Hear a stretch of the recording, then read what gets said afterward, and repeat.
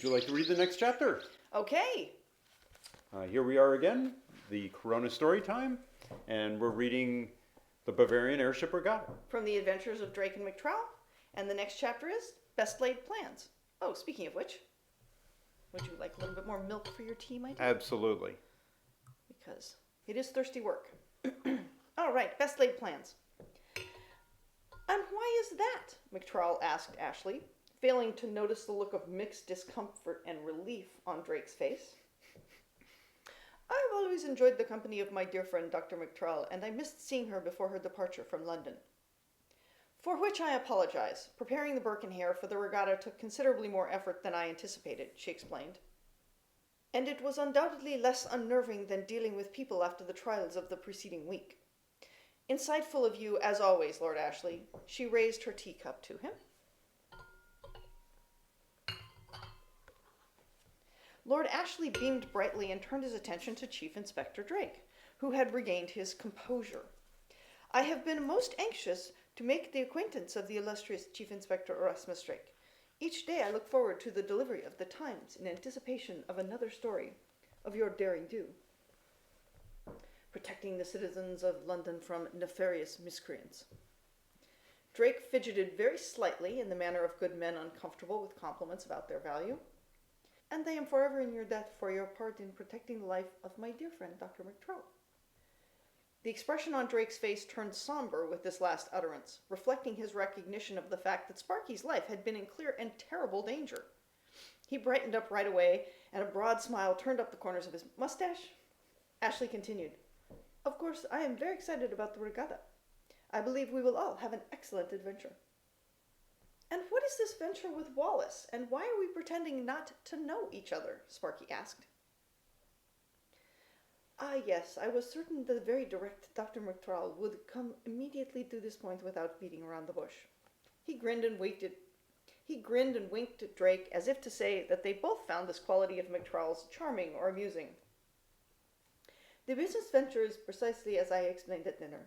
Although my older half-brother, Vijay Diva, is the current ruler of Talcad, he doesn't always act with foresight for the well-being of his subjects. Nor does he understand or choose to understand the potential ramifications of their lack of well-being for the throne and its occupant. He cocked his head and smiled archly, as if he hadn't just called his brother a selfish, idiotic git. Talcad Palace is currently serving as a British consulate for the region around Talcad. My brother is less than pleased about having British soldiers billeted in his palace.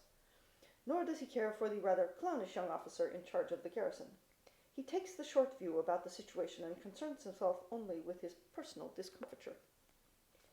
Having spent much of my life in England, I believe I understand the English better than he does. My apologies, Chief Inspector Drake, if my words offend, but the English are fundamentally businessmen. Aligning one's own interests with the business interests of the English is the surest path to a satisfactory future with them. Denying that such a future will surely exist or fighting their business interests is doomed to failure, for a ruler and for his people. My half-brother won't sit upon the throne forever, nor do I expect to sit on it myself. However, whoever sits on the throne will almost certainly be a member of my family, and the people he rules will be my people. It is for their future I work. He took a sip of chai. An excellent idea if I do say so myself. While his words sank in. As for the pretense that we have only just met, Wallace is a man who will use any information to his advantage, an advantage I don't intend to give him. I would appreciate your discretion concerning what I've just told you. Sparky gaped at Ashley for a moment. I'm looking forward to the day when you don't surprise me. It's a shame for your people that you'll never sit on the throne. And then she too took a sip of her chai because she couldn't think of anything to add. I'm running low. Lord Ashley leapt into the uncomfortable gap in the conversation. Dr. McTrowell, would you be so kind as to explain the regatta course? McTrowell relaxed visibly at the mention of a very comfortable topic.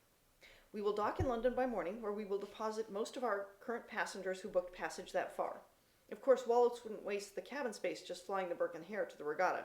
She and Ashley had a chuckle.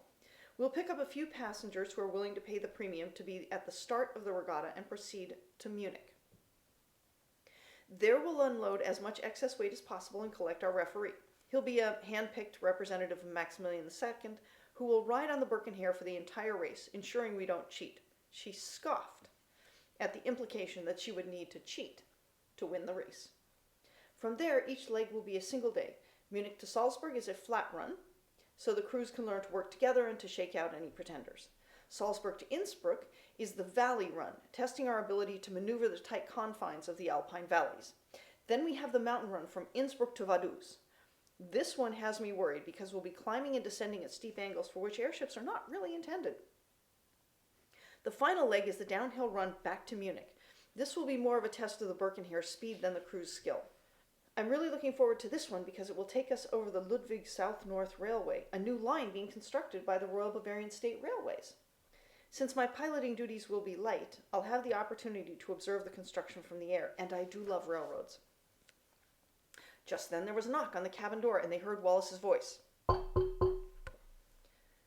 "Viscount Ashley, are you still up?" Drake McTrowell froze. If Wallace found them here, the secret of their acquaintance with Ashley would be revealed. Before they could think what to do, Barat silently opened the door to the other room, stepped out, and waved Drake McTrowell in. They pulled the door closed behind themselves, and each put an ear to the door, the tips of their noses almost touching. They didn't get to see Barat scoop up their teacups, put them on a side table, and deftly cover them with a cloth before opening the door for Wallace. Ashley stepped in front of the doorway, mostly blocking Wallace's view of the cabin, although it didn't keep Wallace from craning his neck around to see into the cabin. "Good evening again, Mr. Wallace. I was enjoying a cup of tea before retiring." He lifted his teacup from the saucer to his lips to emphasize his point. "How may I be of service?" "I just wanted to warn you to be careful about our illustrious pilot." He craned his neck around again, as if he expected to see her in the cabin. "One can't be certain about the nature of a woman of that age who's not married, and don't get me started on her role in the Pecos incident." With their ears pressed to the cabin door, Drake and McTrowell were able to hear Wallace's words clearly, aided by the inevitable volume of his voice. Drake opened his mouth to defend McTrowell against this slander, but she placed her fingertips over his lips to prevent him from saying a word. She leaned forward to whisper in his ear, her lips so close it made the back of his neck tingle. "Nemo me impune lacessit. None shall provoke me with impunity." And that is the end of Best Laid Plans. Thank you, kids, for joining us for Corona Storytime, The Adventures of Drake and McTrowell at the Bavarian Airship Regatta.